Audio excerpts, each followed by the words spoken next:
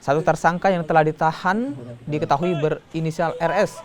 Pelaku melontarkan anak panah atau busur ke arah pengunjuk rasa dan membuat seorang terluka. Pelaku pun dijerat pasal penganiayaan dengan ancaman hukuman 10 tahun penjara. Meski telah menetapkan satu tersangka, namun polisi masih terus mendalami kasus penyerangan demonstran yang disebut menolak kedatangan Rizik Syihab di Makassar.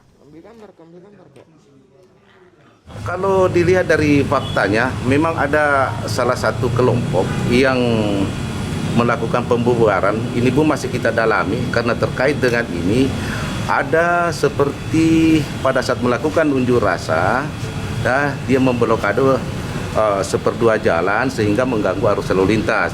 Kemungkinan besar karena kita masih dalami, tidak bisa kita menuduh siapa-siapa apa kaitannya dengan kejadian ini. Yang jelas pada saat dibubarkan oleh kelompok ini mereka melarikan diri, dan pada saat